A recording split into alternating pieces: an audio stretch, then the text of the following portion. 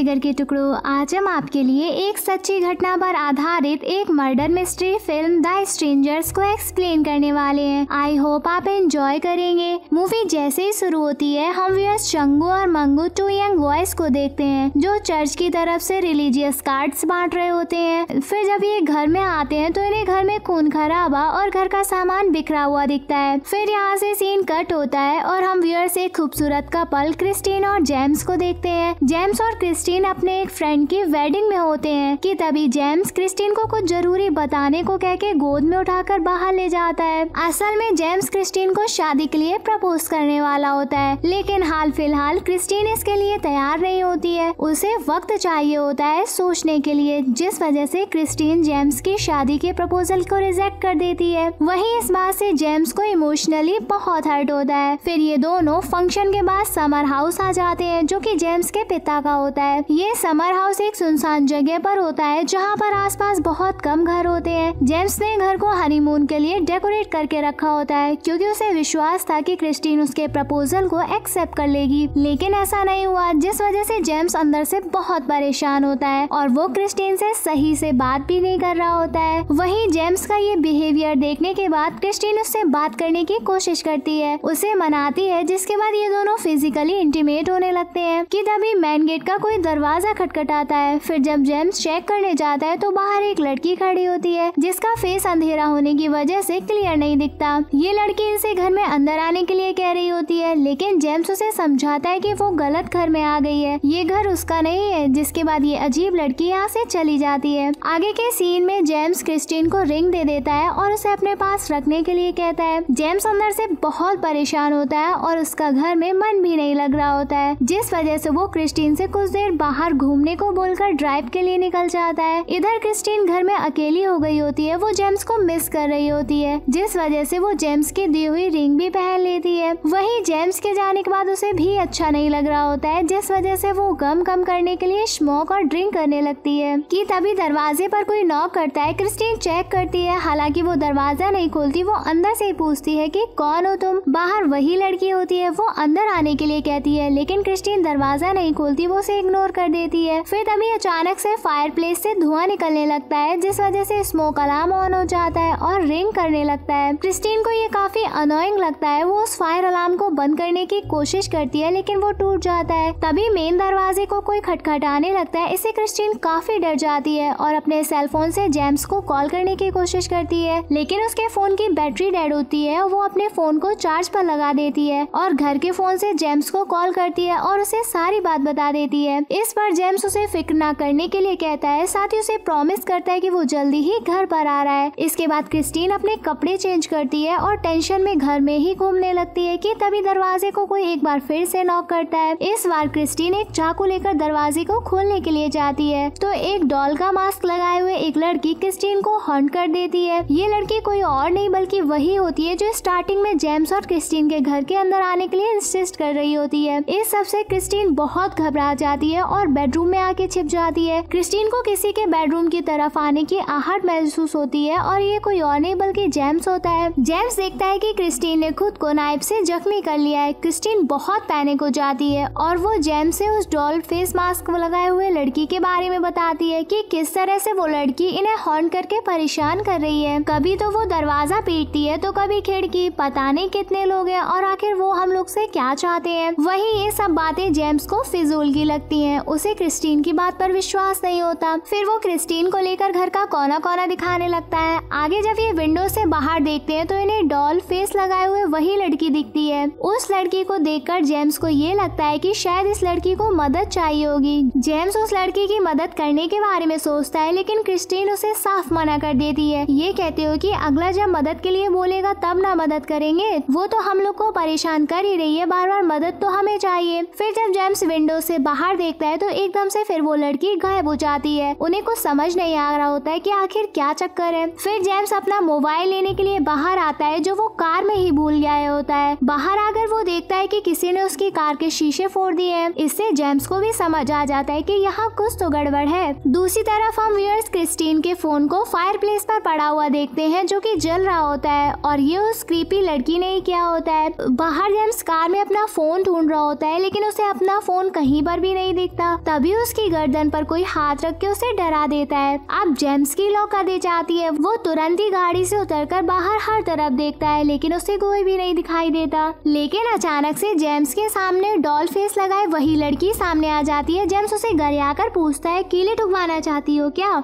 जिस पर वो लड़की कोई जवाब नहीं देती। जेम्स अपनी नजरें क्या घुमाता है कि इतने में वो लड़की फिर से गायब हो जाती है। इसके बाद जेम्स घर में वापस आ जाता है और क्रिस्टीन से कहता है, अब ये जगह बिल्कुल भी सेफ नहीं है, कुछ तो चल रहा है इधर पर, हमें यहाँ से फौरन निकलना है। इसके बाद दोनों जल्दी से कार में बैठ जाते हैं। ये गाड़ी स्टार्ट करके निकलने की कोशिश करते हैं, लेकिन इससे पहले ये गाड़ी स्टार्ट कर पाते वो स्ट्रेंजर्स इनकी गाड़ी में टक्कर मार देते हैं। जिसके बाद दोनों घबराकर गाड़ी से उतर जाते हैं और वापस से घर में आ जाते हैं। अब जेम्स की बुद्धि खराब होने लगती है और वो ये डिसाइड करता है कि वो इन स्ट्रेंजर की गैंग में उड़ता हुआ तीर मारेगा। जिसके बाद वो अपने फादर की शॉटगन को ढूंढने लगता है। लकीली उसे गन मिल भी जाती है। वहीं दूसरी तरफ स्ट्रेंजर्स भी गेट पर तोड़फोड़ करने लगते हैं। जिसके बाद जेम्स गेट पर शूट करके उन्हें भगा देता है। इसके बाद ये लोग घर के रूम में आके छिप जाते हैं और स्ट्रेंजर्स का वेट करने लगते हैं। दूसरी तरफ ये दिखाते हैं कि बाहर जेम्स का फ्रेंड उसे लेने के लिए आया होता है, क्योंकि जब वो क्रिस्टीन की वजह से इमोशनली हर्ट था तब उसने अपने बेस्ट फ्रेंड माइक को कॉल करके आने को कहा था। माइक जेम्स को कॉल करता है, लेकिन उसका कॉल नहीं लगता। जिसके बाद वो उसे वॉइस मेल भेजता है कि बाहर वो उसका वेट कर रहा है। कि तभी वो स्ट्रेंजर्स गुम्मा मारकर माइक की कार का शीशा फोड़ देते हैं। वहीं माइक जब कार से उतरकर बाहर देखता है तब उसे कोई भी दिखाई नहीं देता, क्योंकि वो सब छिपे हुए होते हैं। फिर माइक घर में आता है और जेम्स को ढूंढने लगता है। माइक जेम्स को घर में ढूंढते हुए उस रूम तक पहुंच जाता है जहां पर जेम्स और क्रिस्टीन घात लगाए हुए बैठे थे। जेम्स को ये लगता है कि ये वही स्ट्रेंजर्स है और वो शॉटगन से माइक का भेजा उड़ा देता है। उसे नहीं पता होता है कि ये माइक था। फिर जेम्स को याद आता है कि उन स्ट्रेंजर ने तो मास्क पहना हुआ था और इसने तो नहीं पहना है। फिर जेम्स जब बाहर आके चेक करता है तो उसके होश उड़ जाते हैं, क्योंकि ये कोई स्ट्रेंजर नहीं बल्कि जेम्स का बेस्ट फ्रेंड माइक होता है। अपने बेस्ट फ्रेंड की ये हालत देखकर जेम्स पागलों की तरह सर पटक कर रोने लगता है। जेम्स को उन स्ट्रेंजर्स पर बहुत गुस्सा आ रहा होता है। जिसके बाद वो घर से बाहर आ जाता है उन स्ट्रेंजर्स को पेलने के लिए, लेकिन यहाँ तो उल्टा हो जाता है। वो स्ट्रेंजर्स जेम्स को पेल देते हैं। वहीं दूसरी तरफ घर पर क्रिस्टीन को जेम्स की बहुत फिक्र सताने लगती है। काफी टाइम हो जाता है और वो वापस नहीं आता है। इस वजह से क्रिस्टीन पागल हुई जा रही होती है। फिर क्रिस्टीन बाहर आके जेम्स को ढूंढने लगती है। वो एक गैरेज में आ जाती है। क्रिस्टीन को गैराज में एक रेडियो दिखता है। वो रेडियो की फ्रीक्वेंसी चेंज करके हेल्प लेने की कोशिश करती है। उसे दूसरी तरफ से एक आदमी की आवाज भी आती है, लेकिन इससे पहले वो कुछ बता पाती एक स्ट्रेंजर लेडी रेडियो को तोड़ देती है। फिर क्रिस्टीन वहाँ से भागकर वापस घर में आ जाती है। वो एक अलमीरा में छुप जाती है। घर में वही स्ट्रेंजर लड़की घूम रही होती है। वो क्रिस्टीन को देख लेती है और उसे डरा देती है। फिर क्रिस्टीन खुद ही अलमीरा से बाहर आके उस लड़की को फेस करती है। वो उससे पूछती है, आखिर क्या चाहती हो तुम? इस पर वो स्ट्रेंजर लड़की क्रिस्टीन से कहती है, तुम मरने वाली हो। इससे पहले क्रिस्टीन उस स्ट्रेंजर लड़की को पेल देती है। कि तभी वहाँ पर जेम्स आता है। वो बुरी तरह से इंजर्ड होता है। तभी पीछे से एक और स्ट्रेंजर आदमी आता है। ये देखकर जेम्स क्रिस्टीन को भागने के लिए कहता है। जिसके बाद क्रिस्टीन वहाँ से भाग जाती है। क्रिस्टीन भागकर एक दूसरे रूम में आ जाती है। कि तभी वहाँ पर वो स्ट्रेंजर आदमी भी आ जाता है। वो क्रिस्टीन को दबोच लेता है और उसके सर को दीवार पर दे मारता है। चोट लगने से क्रिस्टीन बेहोश हो जाती है। फिर वो आदमी क्रिस्टीन को घसीट कर ले जाता है। आगे नेक्स्ट मॉर्निंग जब इन्हें होश आता है तब ये खुद को बंधा हुआ पाते हैं। अब यहाँ हम व्यूअर्स ये भी जान पाते हैं कि ये